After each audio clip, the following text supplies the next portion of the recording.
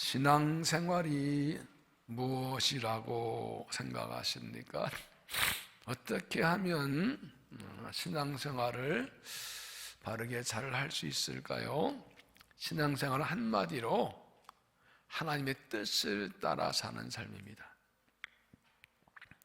우리의 삶의 모든 환경과 여건과 상황과 일과 사건 속에서 하나님의 음성을 듣고 하나님의 뜻을 발견하고 그 하나의 인도를 따라가는 것, 그것이 바로 신앙입니다. 이걸 빼면 하나님 민상과 민상과 차이가 없습니다. 하나님 백성, 하나님의 자녀란 하나님의 뜻을 따라가는 삶입니다. 내 생각을 따라가거나 내 뜻을 따라가지 않고 하나님의 뜻을 따라갈 때 우리가 평안하고 승리할 수 있습니다. 다른 사람들은 어떻게 살아가나요? 사람들 일반적으로 자기 생각을 따라갑니다. 자기 지식과 경험을 따라갑니다. 저는 다른 사람들의 말을 듣고 갑니다. 누가 나보다 좀 똑똑하고 경험 많은 사람들, 저는 세상의 흐름을 따라갑니다. 이 코로나 사태를 겪으면서 여러 가지로 우리 개인의 생활에도 또 신앙생활에도 여러 가지 일과 사건들이 있는데, 이때의 그리스도인들과 교회를 보면서 안타까운 것은 사람들이 하나님의 백성이면서 하나님의 뜻 말씀보다는 다른 사람의 말을 듣고 따라가거나 세상 흐름을 따라가는 게 참 많다는 것을 봅니다. 우리가 하나님의 약속 복을 받으려면, 하나님 기쁘시게 하는 삶을 살려면, 부르심 따라 살고 쓰임 받으려면, 믿음을 승리하면 반드시 하나님의 뜻을 잘 분별하고 따라갈 수 있습니다. 로마서 12장 2절에 너희는 이세 본받지 말고 오직 마음을 새롭게 변화를 받아 하나님의 선하시고 기뻐하시고 온전하신 뜻이 무엇인지 분별하도록 하라. 하나님의 뜻을 따라가지 않으면 세상을 따라가게 된다. 그리스도인은 세상을 따라가지 않는 것입니다. 이 세상의 흐름을 따라가지 않는 것입니다. 그러려면 내 마음을 새롭게 해야 됩니다. 하나님의 뜻대로 따르는 그 마음을 새롭게 해야 됩니다. 그래서 정말 하나님의 뜻을 살겠다는 그런 심리의 변화가 있어야 돼요. 그래서 하나님의 뜻을 분별하고 따라가셔야 됩니다. 왜 그렇습니까? 모든 것은 하나님의 뜻대로 되기 때문입니다. 잠언 16장 9절에 사람의 마음으로 자기의 길을 계획할지라도 그 걸음을 인도하시는 이는 여호와시니라. 세 번 여기 읽으면 사람이 마음으로 자기 앞길을 계획하지만 그 발걸음 인도하신 분은 주님이시다. 잠언 19장 21절에도 사람의 마음에는 많은 계획이 있어도 오직 여호와의 뜻만이 완전히 서리라. 세 번 읽으면 사람의 마음에 많은 계획이 있어도 성취되는 것은 오직 주님의 뜻뿐이다. 믿습니까? 정말로요?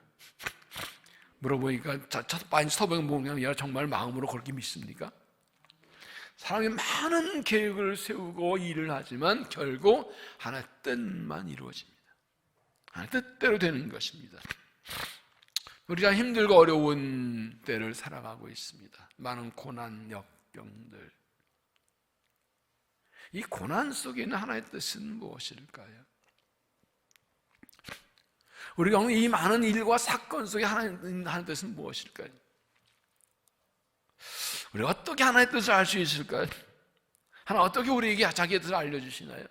대략적으로 하나님이 뜻을 알려주시는 방법 몇 가지는, 첫째는 말씀을 통해서, 성경 말씀을 통해서, 또 기도를 통해서, 기도할 때 말씀하십니다. 또한 환경과 상황을 통해서 하나님이 우리에게 말씀하십니다. 그리고 사람을 통해서 말씀하십니다. 특별히 오늘 우리가 생각할 것은 이 삶의 환경과 상황, 그리고 사람 통해서 말씀한 하나님에 대해서 함께 보려고 합니다. 그래서 우리는 이 일과 사건 속에서, 내 삶의 환경 상황 속에서 하나님의 뜻을 깨닫고 그 음성을 들을 수 있어야 됩니다. 사람과의 관계에서, 특히 환경의 상황의 변화와 사람과의 관계의 변화에서 진리한 음성을 들을 수 있어야 됩니다. 그리고 죄도 분별할 수 있어야 됩니다. 오늘 말씀은 야곱의 삶이 또 한 번의 전환점이 되는 사건을 기록하고 있습니다. 오늘 말씀의 제목이 하란에서 베델로. 지난번에는 베델에서 하란으로, 그리고 지난주에는 하란의 삶, 오늘은 하란에서 베델로. 야곱은 아버지 형을 속이고 장자권을 받았지만 형의 에서의 칼을 피해서 외가 하란으로 도망쳤습니다.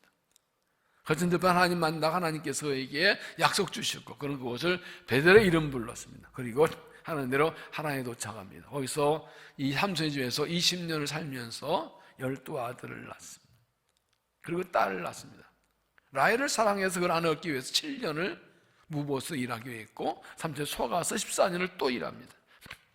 그 6년을 더 일하면서 지난번에 한 은혜로 많은 것을 모았습니다. 앞에 30장 마지막 절에 보면 이에 그 사람의 매 번창하여 양떼와 노비와 낙타가 나게 많았다. 부자가 됐습니다. 그런데 오늘 본문에 보면 그의 삶의 상황에 변화가 생겼습니다.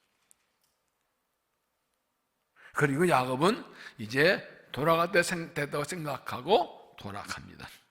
모든 것이 평안하고 잘 되는데 삶의 상황에 변화가 생겼습니다. 이때 그는 깨닫습니다. 이때 하나님 나 말씀에 돌아가셨고 떠납니다. 야곱은 이 자기의 삶의 상황이 변화해서 알아서 발견합니다. 야곱이 베델에서 하란으로 돌아와서 20년 살고 이제 하란에서 베델 돌아가는 이 과정을 통해서 우리가 어떻게 하나님을 분별할 수 있을 것인지, 또 우리가 어떻게 하는 백성으로서 어떻게 약속받아서 어떻게 살지를 함께 찾아보려고 합니다.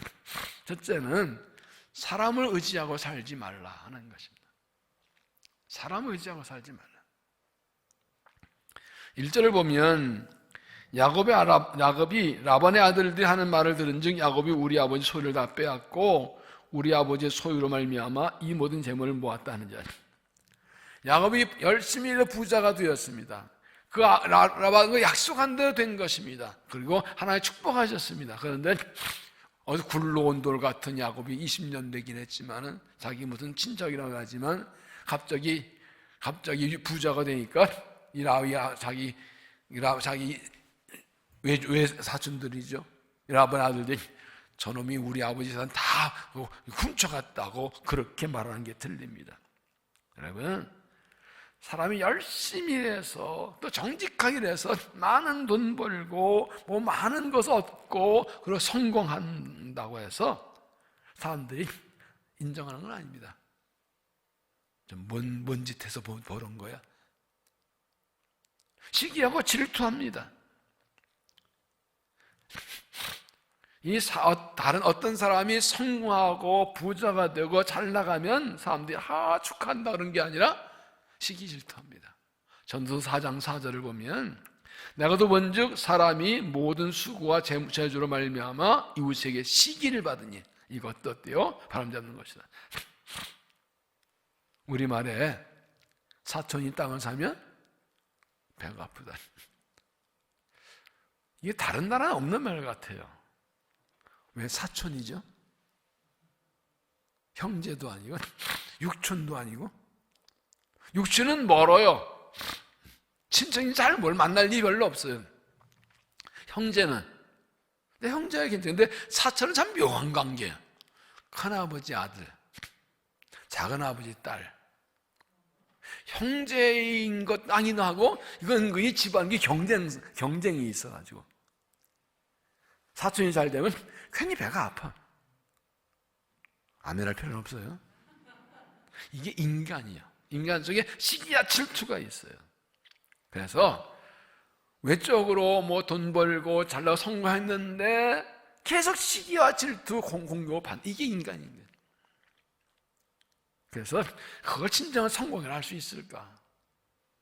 2절을 보면 야곱이 라반의 안색을 본즉 자기에 대하여 전과 같지 아니하더라. 삼촌 라반은 안 말하는데 오늘 보니까 이 삼촌의 표정이 달라. 그러는데 뭔가 이 느낌이 달라. 왜 그랬을까요? 똑같습니다. 저놈이 이렇게 부자 되지 내가 회사한 거 아니야? 보십시오. 라반이 얼마나 약한 사람인지요. 야곱이 스스로 라헬을 위해서 7년 일하게 되었습니다. 7년 일했습니다. 그런데 밤에 슬쩍 언니를 잃어버립니다.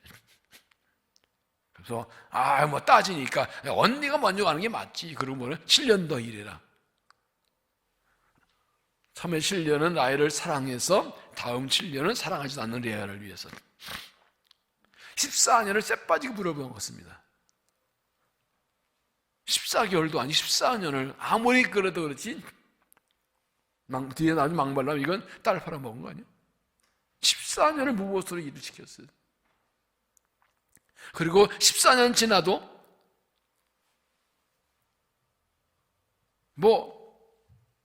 주생활 하다가 계약 맺고 어쨌든 자기 약속대로 해서 재산이 늘어나니까 이제 야곱을 대하는 태도가 달라집니다. 여러분, 살다 보면 정말 가까운 사람, 믿을 만한 사람이 있는데 어느 날 갑자기 뭔가 좀 달라진 걸 느낄 때가 있잖아요. 그렇게 나를 나쁘게 생각 아닌 것 같은데 어느 날 보면 이게 뭔가 좀 내가 잘 되고 좀 잘 나가는데 사람들 대하는 게 좀 이상해. 참 인간의 마음 속에 이 시기와 질투가 있습니다. 이런 상황에서 야곱이 레아와 라헬을 불러서 말합니다. 4절을 보시면 야곱이 사람을 보내어 그 라헬과 레아를 자기 양떼 있는 들로 불러다가 그들 이르되 내가 그들의 아버지를 안적을 보니 내게 대하여 전거하지 아니하다. 그리고 말합니다. 그러할지라도 내 아버지 하나님은 나와 계셨느니라. 지금까지도 그 외삼촌이고 장인은 그가 자기를 잘 대하자는데 하나님 때문에 살았다는 겁니다. 이어서 6절을 보십시오. 그들 알고 보니 내가 힘을 다하여 그들의 아버지를 섬겼거늘 그들의 아버지가 나를 속여 숨을 10번을 변경하느니라. 지난 6년 동안에 이 삼촌이고 장인이 이어른이 외삼촌이 장인이신 이어른이 자기 족하고 사위를 10번 속여 먹었대. 잘한 거 잘못한 거예요? 네? 잘했죠. 돈 벌었잖아요. 돈 버는데 족하고 사위가 어디 있어? 이게 인간이에요. 별로 이상하지 않죠? 많이 보는 거죠, 세상에서. 가족이 어디 있어요? 돈 버는 게 최고지. 그러나 하나님이 그를 막으사 나를 해치 못하게 했으며 그가 이르기를 점 있는 것에 대해서 이르하면 온양떼가 낳은 것이 점인 것이요 또 얼룩무늬 있는 것이 내 사이더라면 온양떼가 낳은 것이 얼룩무늬 있는 것이니 하나님이 같이 그의 아버지 이스라엘인데 가축을 빼앗아 내게 주느냐. 원래 지난주에 본 대로 약속했습니다. 무늬 있는 것과 점 있는 것만 네 거다. 그래서 양들이 새끼 날 때가 되면 라반이 이번에는 점 있는 게 네 거야. 그러면 하나님께서 나는 거 다 점 있는 게 낫게 하셨고 약 올라가 다 바꿔 이제 다 하면은 얼룩이 네 거야. 그럼 그다음 하나님께서 얼룩이 생겨 낫게 하셨다. 이렇게 하나님께서 라반은 야곱을 속였는데 하나님이 빼앗으셨다. 그러면 생각해 보세요. 라반이 자기 삼촌이고 장인이에요. 그런데 이렇게 자기 조카를 자기 사위를 딸 둘이 있는 거 둘 다 가지고 놓고도 그걸 속여 먹어요. 여러분 뭘 느낍니까? 이 이야기에서 여러분 뭘 느낍니까? 사발 아들든 그렇다 치고 딱 하나야. 세상에 믿을 놈 없다. 세상에 믿을 사람 하나도 없다. 우리가 인생을 살면서 참 사람 믿었다가 실망할 때가 많아요. 뭐라 그래요? 그럴 줄 몰랐다. 네가 그럴 줄 몰랐다. 나한테 그럴 줄 몰랐다. 여러분 왜 그럴까요? 사람은 악한 존재예요. 그리고 사람은 불완전한 존재, 유한한 존재. 그렇기 때문에 서로 속고 속이고 이루고 살아가게. 야곱은 하나님 택한 백성입니다. 약속받은 사람입니다. 그가 실수하고 넘어졌지만 베드로는 만나주시고 하나님께서 함께 하신다 그랬습니다. 왜 근데 이런 일을 겪습니까? 물론 하나님이 그 문을 막아주시고 했지만, 지금 이 야곱 라반의 아들들이 네가 우리 아버지 집 훔쳐갔다고 그러고 라반이 얼굴색 변하고 이모 그러면서 10번 속인 이모는 같은 뭐딱 하면 하나님이 야곱에 말씀하신 게 있습니다. 사람 믿지 마라. 사람 의지하지 말라. 여러분, 쫓겨와서 지금 삼촌의 집에 살고 그 집에 삼촌의 딸들과 결혼했고 삼촌네 집에서 일해서 먹고 사니까 삼촌이 잘 보여야지 되는 거 아니에요?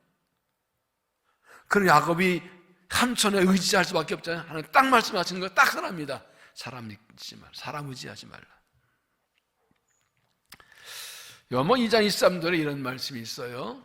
6월절에 예수께서 예루살렘에 계시니 많은 사람이 그의 행하신 표적을 보고 그 이름을 믿었으나 예수는 그의 몸을 그들에게 의탁하지 아니하였으니 이는 친히 모든 사람을 아심이요. 세번역은 예수께서 6월절에 예루살렘에 계신 동안에 많은 사람이 그의 행하신 표적을 보고 그를 믿었다. 그러나 예수께서는 모든 알고 계심으로 그들에게 몸을 맡기지 않으셨다. 예수님 막 기적을 행하십니다. 사람들이 와 하고 믿고 따르는데 야 저렇게 사람 나를 믿고 따르니 좋다고 그들을 의지하지 않으셨다고 해요. 사람을 알기 때문에. 어떤 자들은 그렇게 많은 사람이 예수 믿고 따르지만 그들에게 몸을 맡겨 그들을 의지하지 않으셨다는 거예요. 얼마나 연약한 존재이고 변하는 존재인지 알기 때문에 그러신 것입니다. 생각해 보세요. 예수님께서 예루살렘 들어가실 때 많은 사람들이 어떻게 했습니까? 호산나 다윗선녀 막 종려가 꺾고 막 나지고 난리 나고 메이시 오셔서 난리 쳤잖아요.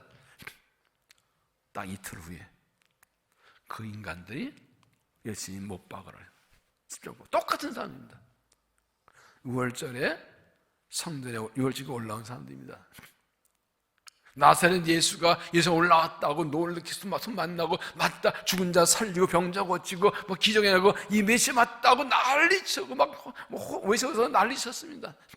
옷 깔고 나무가지 흔들고 낙이 들어오니까. 그런데 불과 이틀 후에 예수를 십자가에 못 박으라고 소리칩니다.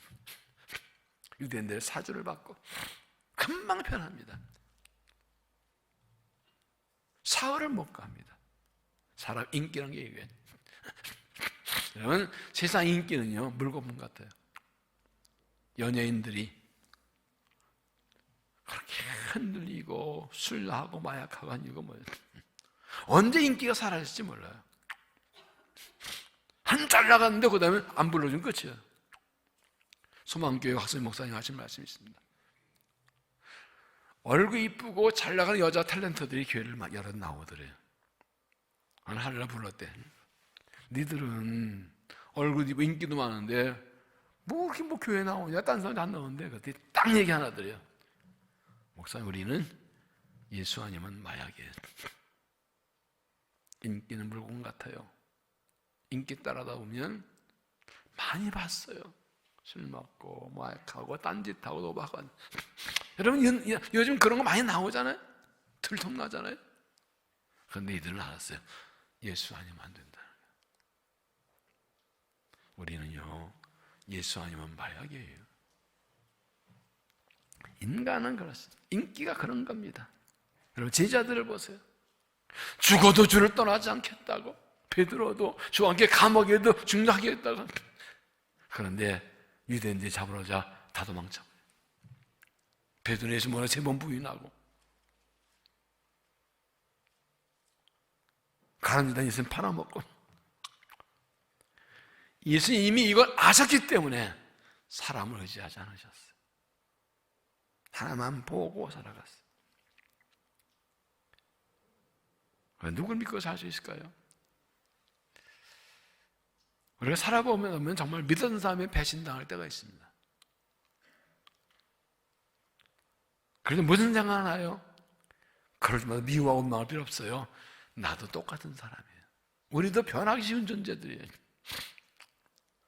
때로 이게 왜 중요한가 하면 우리가 살아가면서 누구의 도움받고 누구와 함께하고 정말로 사람을 의지하고 살다가 하나님을 잊어버리면 하나님께서 그 사람에게 실망하게 하십니다. 그렇게 믿었는데 크게 실망하게 하십니다. 그것은 하나님께서 관계하는 게 아니라 너 왜 나를 의지하지 않고 사람을 의지하는 거야? 사람은 믿어주고 받아주고 사랑하는 존재지 내가 몸을 맡기고 의지할 존재 아니라는 것을 말해요. 시편의 말씀에서 넘어진 담과 흔들린 울타리 같다고. 그러니까 넘어지는 담, 흔들린 울타리. 여기 옛날에 시골 사신 분들 이 옛날 담을 다 쌀이로 했죠. 쌀이로 만든 울타리. 그 기대면 어때요? 네? 어때요? 기댈 게 못 돼요. 옛날에 어릴 때는 이 진흙 갖다가 이렇게 벽돌 쌓아가지고 이렇게 담을 쳤거든요. 또 시멘트 나와도 돈이 없으니까 이제 시멘트 조금 넣고 모래 많이 넣어가지고 이게 신을 부럽고 찍어가지고 집을 방고. 근데 이게요, 이 시멘트 들어가고 거기 돈 들어간 부럽고는 이게 비 오면 물 먹어가지고 흔들려 이렇게. 그런 것이 부럽고는 이 밤을 또 막대기를 받쳐야 돼. 인간은요, 이 넘어는 흔들리는 같이 기대면 같이 넘어져요. 여러분, 사랑과 관계에서 문제가 생길 때 원망할 필요 없어요. 미워할 거 없어요. 실망할 거 없어요. 사랑은 원래 그런 존재예요. 누구 보면 알아요? 참 내 번호 말하기 그렇지만 할 수 없어요. 나를 보면 알아요. 하나님께서 하나님께 주목하게 하려고 사람의 눈을 돌릴 때가 있어요. 사랑과의 관계에서 삶의 환경과 상황에서 들려온 주의 음성을 듣고 하나님께 깨닫고 하나님께로 돌아가는 믿음이 되시길 바랍니다. 두 번째는 그래서 하나님을 신뢰하고 의지하라. 하나님 신뢰하고 의지하라. 9절 하나님이 이같이 그들의 아버지의 가축을 빼앗아 내주셨느니라. 그 양떼 새끼별을 내가 꿈대로 본즉 양떼를 탄 수냥 다 얼룩무늬 있는 거고 점인 것이 아른 것이었더라. 그러면 하나님의 사자가 내게 말씀하시기 야구하시기로 내가 대답하여 여기나 했네. 이랬을 때 내 눈을 들어보라. 양떼를 탄 순양 다 얼룩무늬 있는 것 점이 있는 것 다른 것이니라.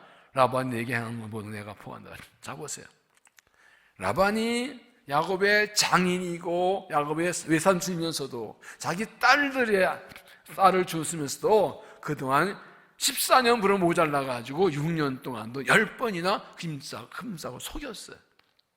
하나님이 보고 계셨어요. 알고 계셨어요. 라반은 하나님 모르는 사람입니다. 근데 라반이 아무리 꾀를 쓰고 산꾀를 술수를 써봐야 하나님이 그 위에 계셨어요. 어떻게 할까? 하나님께서 생명 주장하시는데 하나님께서 야곱을 사랑하셔서 새끼 낳는 것마다 오늘 말씀 보면 점 있는 거, 아롱진 것. 그 뭐니까 라반이 내게 한 모든 내가 보았노라. 하나님께서 우리를 보고 계세요. 세상에서 속임당하고 환난당하고 손해보고 빼앗김당하고 근데 하나님이 보고 계세요.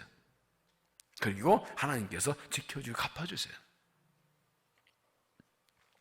야곱은 그 아내들에게 말합니다. 너희 아버지 내 장인 삼촌이 이렇게 나를 10번 속여보자. 하나님께서 아시고 하나님이 지켜주고 빼서 하나님 은혜만큼 사는 거다. 지금 이렇게 아까 이 30장 마지막에는 야곱이 양과 소와 낙타 낙이 많고 종 많고 부자가 된 것은 하나님의 은혜로 된 것이라. 하나님께서 삼손이 속이를 때 막아주고 빼어주신 것이라고 이렇게 고백한 겁니다. 여러분, 신앙의 핵심이 무엇입니까? 은혜를 깨닫는 것입니다. 은혜를 깨닫고 고백하고 감사하는 겁니다. 잘 될 때도 이건 하나님이 하신 것으로 깨닫고 고백하고 감사하는 것입니다. 어려울 때도 이렇게 내가 살아온 게 은혜라고 깨닫는 것입니다. 여러분, 어렵고 힘들 때 먹고 사는 것도 은혜예요. 진짜 말씀드린 것처럼 요셉이 애굽 보도 밑에 형통이죠. 비록 노예고 감옥에 있지만 하나님께서 지켜준 게 형통이에요. 하나님 약속받는 사람은 하나님께 아무리 고난 중에도 세상이 괴롭히고 빼앗아도 하나님 지켜주세요. 내가 사는 건 내 힘이 아니라 하나님 은혜를 깨닫고 고백할 때 그 믿음 받으시고 하나님께서 은혜 주시는 것입니다. 신명기 8장 17절 보면 이스라엘이 가나안 땅 들어가지 하나님께서 하신 말씀이 있어요. 그러나 내가 마음에 이르기를 내 능력과 내 손의 힘으로 내가 이 재물을 얻었다 말할 것이라 내 하나님 여호와를 기억하라. 그가 네게 재물 얻을 능력을 주셨으면. 이스라엘이 하나님의 애굽에 나오고 강단을 거쳐서 가나안 땅 들어왔습니다. 거기 정착하고 열심히 농사 짓고 살면서 하다 보니까 열심히 농사 잘 되고 막 뭐 창고에 곡식 쌓이고 그러니까 내가 수고해서 얻었다고 할 텐데 그때 하나님을 기억해라. 하나님이 내가 재물 얻을 능력 주셨다. 내가 아무리 실력이 있어 뭐예요? 건강 없으면 그만이에요. 내가 아무리 재주가 좋아도 뭐 건강 없으면 그만이에요. 내가 열심히 일할 수 있는 능력도 하나님 주신 것이고 지혜도 하나님 주신 것이고 은사성도 하나님 주신 것이라는 내 하나님 여호와를 기억하라. 그가 네게 재물 얻을 능력을 주셨습니다. 사실이 아니에요. 신앙이 무엇입니까? 하나님을 기억하는 것입니다. 하나님이 하셨다. 하나님이 주셨다. 하나님의 은혜다. 이걸 고백하고 감사하는 것입니다.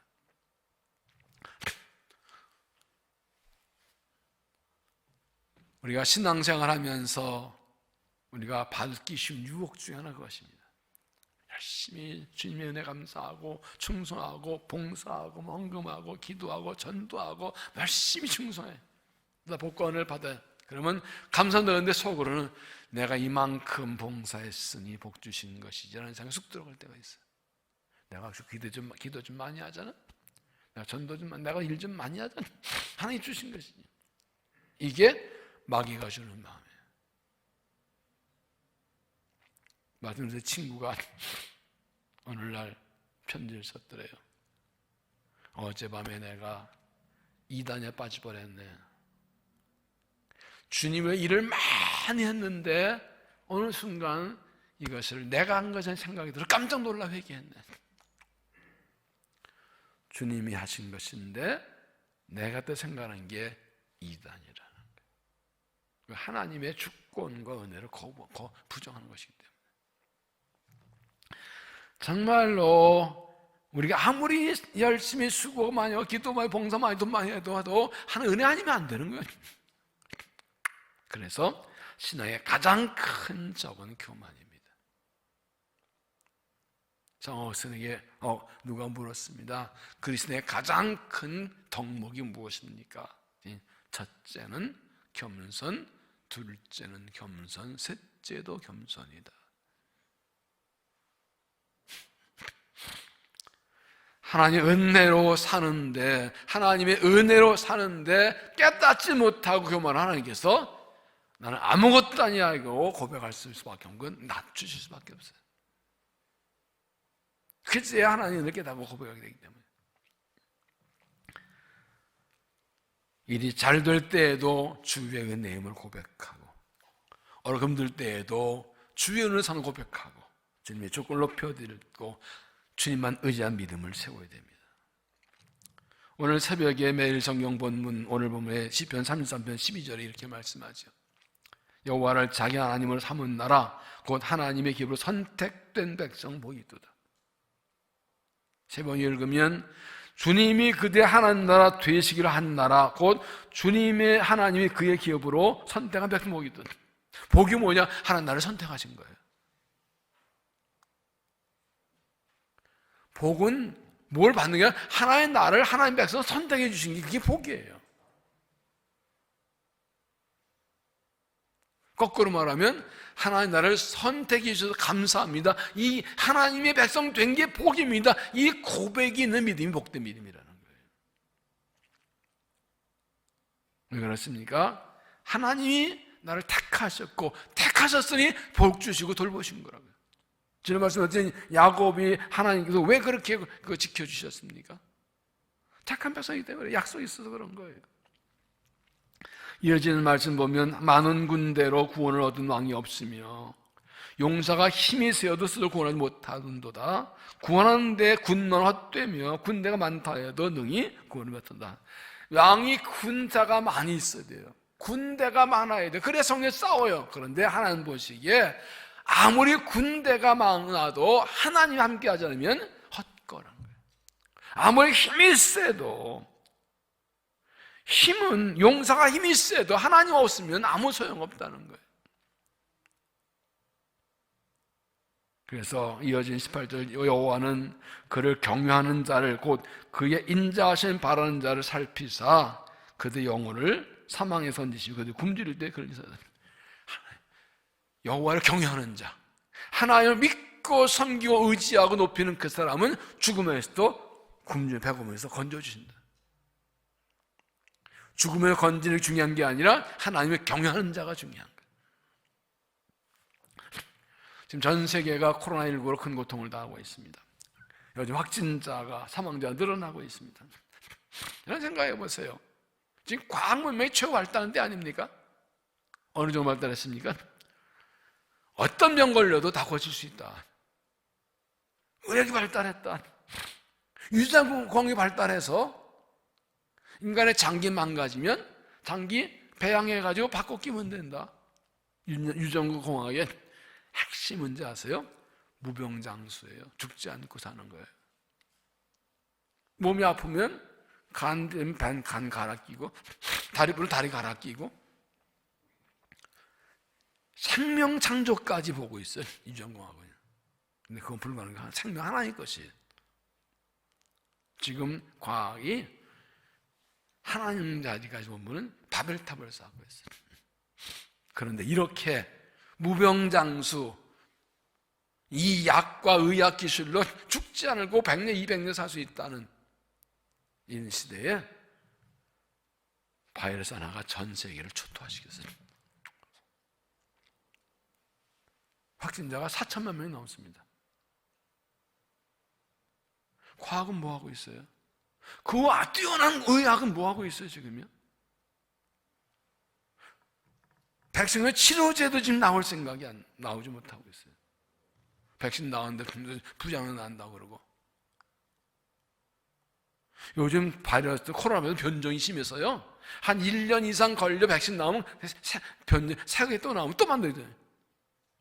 사람이 이길 수 없어요. 여러 가지 코로나에 대한 이야기 많이 있지만 신앙자 볼 때는 인간은 연약해요. 하나님 없이는 살 수 없어요. 하나님 밖에는 의지할 분이 없어요. 야고보 20년의 하란 생활은 딱 하나입니다. 하나님밖에 의지할 분 없다. 마지막에 그런 고백한 겁니다. 야곱은 사람에게 어려움당하고 속임당하지만 은혜로 살았습니다. 우리 인생 살면서 어려움당할 때 있지만 그러나 하나님의 은혜로 지금 사는 겁니다. 하나님 말씀하십니다. 하나님만 전적 의지하라. 사람에게 실망했느냐? 나를 의지할 때다.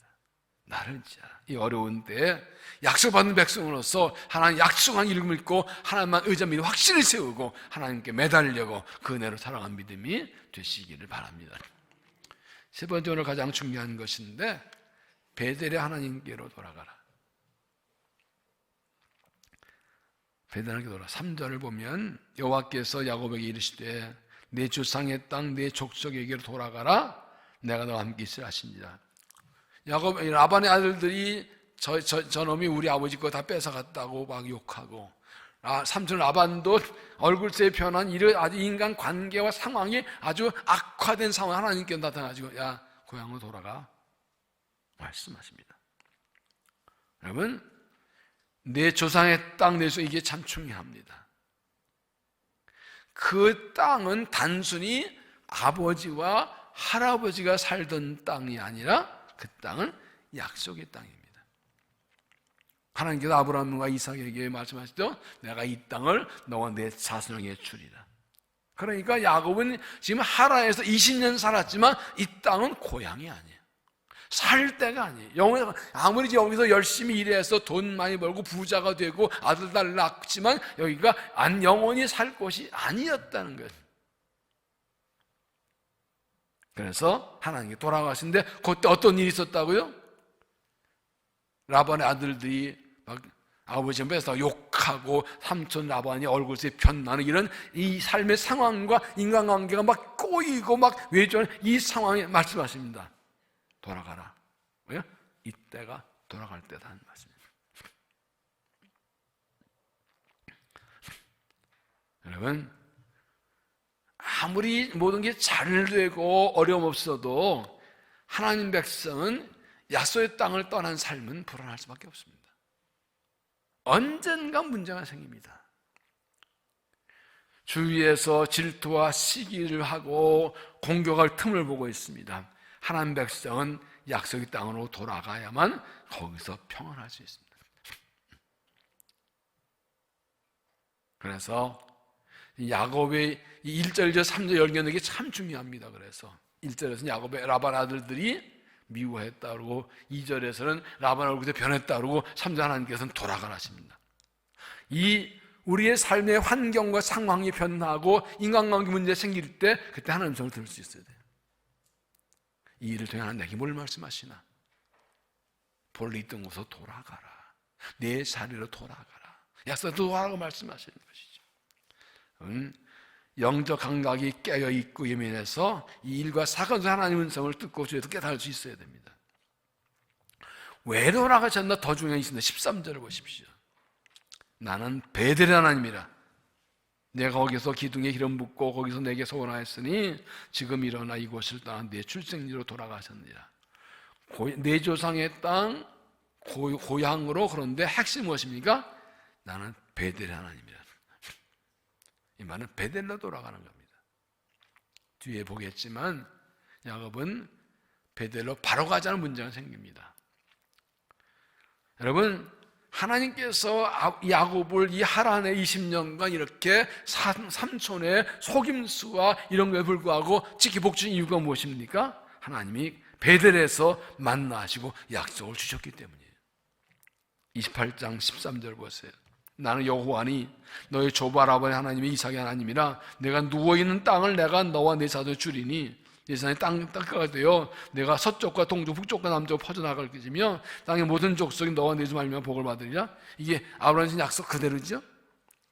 내가 너와 함께 있어. 내가 어디를 가든 너를 지키며 너를 이끌어 이 땅으로 돌아오게 할지라. 내가 내 허락한 것을 다 이루기까지 너를 떠나지 않으리라. 지금 베델 하나님 보니까 네가 지금 20년도 이렇게 많은 어려움 당하고 속임 당하고 한 중에도 이렇게 잘 되고 번성하고 아들 딸 낳고 살게 된 것은 네가 잘나서 네가 일 많이 해서 네가 노력 많이 해서가 아니라 내가 약속한 대로 너를 지켜준 거다 그 말이에요. 약속한 대로 은혜 준 거다 하는 것입니다. 그러므로 이제 그 베델로 돌아가라는 것입니다. 왜 베델이 중요합니까? 하나님 만난 공간이 또 하나 있습니다. 거기에 야곱의 소원이 있습니다. 베델은 하나님이 만나주신 것이고 그 하나님의 야곱이 소원한 것입니다. 그 하나님을 만났고 하나님 약속받고는 소원했습니다. 어떻게 소원했습니까? 28장 20절 보면 그가 일어나서 그 자기 돌벽에 기름 붓고 기도 얘기하죠. 야곱의 소원하 이르되 하나님이 나와 함께 계시어서 내가 가는 이 길에서 나를 지키시고 먹을 떡과 입을 옷을 주시어 내가 평안히 아버지 집으로 돌아오게 하시오면 여호와께 나의 하나님 되실 것이요 내가 내 기둥으로 세운 이 돌이 하나님 집이 될 것이요 하나님 내게 주신 것 모든에서 10분을 내가 반드시 하나님께 드리라 하셨다. 야곱이 고향으로 돌아갈 이유가 있습니다. 그 땅은 약속의 땅입니다. 베델 돌아갈 이유가 있습니다. 하나님 만난 것이고 하나님께 소원한 것입니다.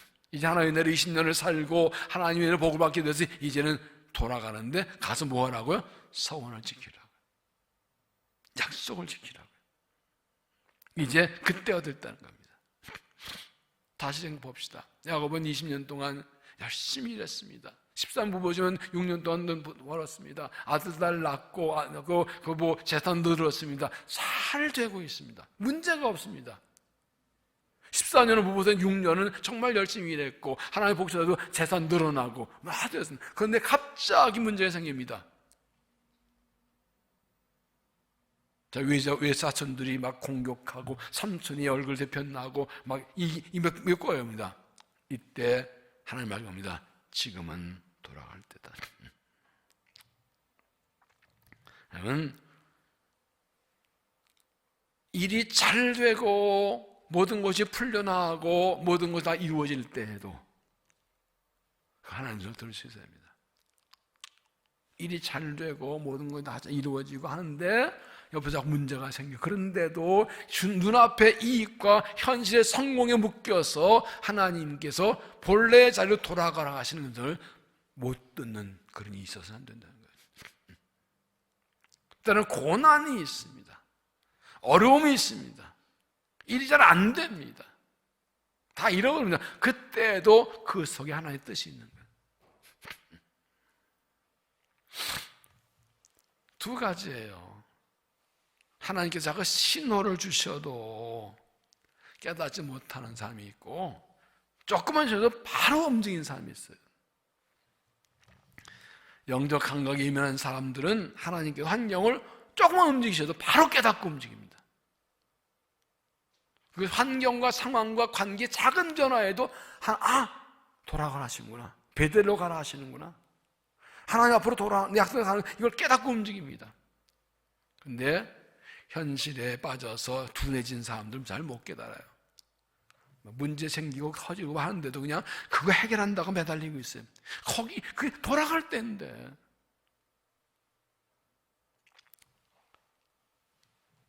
이렇게 환경과 상황을 통해서 말씀 못 깨달으면 이제 말씀을 통해서 하시죠. 설교를 들을 때, 성경 읽을 때, 큐티할 때, 묵상할 때 말씀을 탁 주시죠.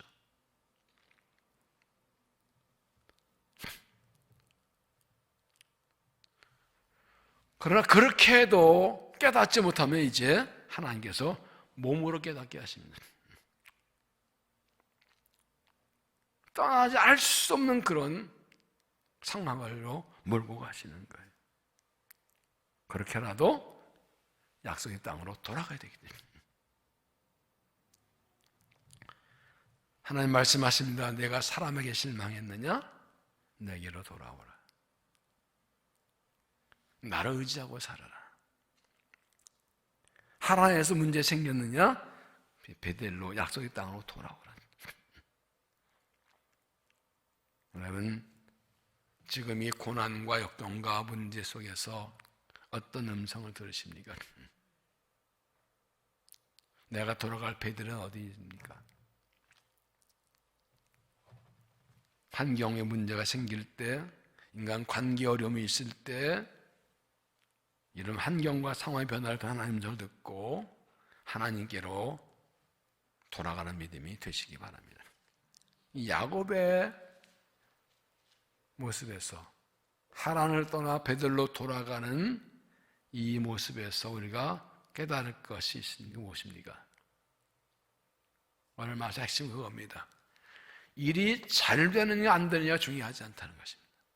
야곱은 이 상황에서 그 아픈 대로 열심히 일했고 삼촌이 속이려고 했으나 하나님이 막아주시고 도와주셔서 부자가 됐습니다. 아들 12을 낳습니다. 딸도 낳습니다. 그런데 하나님께서 갑자기 떠나라고 하십니다. 여러분, 인생의 목적이 무엇입니까? 여러분, 뭘 바라십니까? 다 어려움 벗어나고 하는 일이 잘 되기 원하시죠. 그런데 하나님 보시기에는 일이 잘 되고 성공하는 게 중요한 것이 아니라 내가 어디 있냐가 더 중요하다는 거예요. 하란에 잠시 머물지라도 내가 돌아갈 것은 베델이라는 거예요. 하나님 앞으로 내가 있어야 할 그곳으로 돌아가야 된다. 너무 멀리 오지 않았느냐? 너무 멀리 간 건 아니냐? 너무 오래 있는 건 아니냐? 이제는 베델로 돌아올 때다. 약속의 땅으로 돌아올 때다. 야곱의 두 아내 라헬과 레아는 야곱의 말을 듣고 돌아가기로 동의합니다. 14절 보십시오. 라헬과 레아가 그에게 말하여 이르되 우리가 우리 아버지 집에서 무슨 분기신을 요새 있으리요? 아버지가 우리를 팔고 우리 돈을 먹어버렸으니 아버지가 우리를 외국인으로 여기는 거 아닌가? 하나님 우리 아버지에게 취하여 가진 것은 재물은 우리 유자의 것이라 이제 하나님이 당신에게 이르신 일을 다 준행하라. 이 레아와 야곱, 라헬은 자기 아버지 한 일에 분노했지만 사실은 하나님의 뜻에 지금 따라가는 겁니다. 여러분, 내가 지금 있는 곳은 내가 있어야 할 자리가 맞습니까? 하나님 앞에서 살아가고 있습니까? 약속의 사람으로 살아가고 있습니까? 하나님 만난 곳에서 살고 있습니까? 하나님 서원 있는 곳에서 돌아오고 있습니까? 하나님 하란에서 야곱이 재산이 늘어나고 일이 잘 되어도 거기 하나님을 떠난 삶은 불안할 수밖에 없어요. 이제 하나님 때가 되면 돌아오는 걸 말씀해 주십니다. 사람을 의지하고 믿고 살면 실패와 실망합니다. 하나님을 전적으로 신뢰하고 살아야 됩니다. 이 어려운 때에 하나님의 말씀은 무엇입니까? 나를 바라고 나만 의지하고 살아라. 우리가 삶이 어려울 때 여러 해결을 여러 가지 일들을 하지만 핵심은 우리는 하나님 의지해야 되는 거예요. 그리고 베델로 돌아가십시오. 내가 있어야 할 자리, 약속의 땅 돌아가야 약속의 복을 받습니다. 내가 있어야 할 자리를 더 이상 떠나면 안 됩니다. 신앙은 결국 하나님께로 돌아오는 것입니다. 하나님 야곱을 축복하신 이유가 무엇입니까? 그를 택하셨기 때문이고 약속하셨기 때문입니다. 하나님이 택하셨는데 그를 버리시면 택함 의미가 없습니다. 약속 주셨는데 약속도 안 이루어지면 하나님이 신실하지 못하십니다. 야곱 때문이 아니라 하나님 때문에 약속한 대로 그를 지키시고 복 주신 것입니다. 그리고 붙들 것은 하나님 택하심과 하나님의 약속입니다. 약속 있는 삶이 되어야 됩니다. 약속 붙들고 사는 삶이 됩니다. 다시 한번 삶의 환경 상황을 통해서 내게 말씀하는 음성을 깨닫고 모든 것을 세상을 끊어버리고 사람을 넘어서서 하나님 의지하고 하나님께 돌아가서 베델로 돌아가서 약속한 복을 받고 선을 받고 하나님 기쁘시게 하는 믿음 될 수 있기를 주 이름으로 축원합니다. 기도하겠습니다. 하나님, 삶은 늘 편합니다. 일이 잘 되기도 하고 안 되기도 하고 넘쳐나기도 부족하기도 하고 많은 변화들이 있는 인생을 살아갑니다. 그러나 하나님께서 역사의 주인이시고 내 인생의 주인임을 고백하며 하나님을 바라봅니다. 우리의 영의 눈을 열어주시고 영의 귀를 열어주 영적 감각을 열어주셔서 환경과 상황을 통하여 관계를 통하여 일과 사를 통해서 하신 주의 말씀을 주의 음성을 듣고 저도 깨닫고 따라갈 수 있도록 은혜를 도하여 주시옵소서. 하나님, 사람을 의지하지 않습니다. 사람에게 실망했지만 미워하지 않습니다. 사람 원래 그런 존재이기에 사람을 의지하지 않습니다. 하나님을 의지합니다. 주의 은혜로 살았기에 주를 의지하고 주의 은혜를 간구합니다. 하나님, 하나님께로 돌아갑니다. 믿음의 자리로, 약속의 자리로, 하나님 만난 자리로, 사명의 자리로 돌아갑니다. 우리를 받아주시고 영광 받으시고 약속대로 이루어 주시옵소서. 은혜로 채워주시어서 하나님만 바라보며 하나님과 찬양을 사는 삶 되도록 은총을 도하여 주시옵소서. 하나님께 택함을 감사하며 약속 붙들고 달려가서 이 마지막 때에 믿음으로 승리하며 하나님 기쁘시게 하며 하나님 영광 나타내는 삶 되도록 은총을 도하여 주시옵소서. 이 밤도 우리를 만나주 말씀하시고 찬양 기도하는데 성령 부어주시고 사용으로 찬양하며 나가도록 역사하여 주시옵소서. 예수님 이름으로 기도하옵나이다.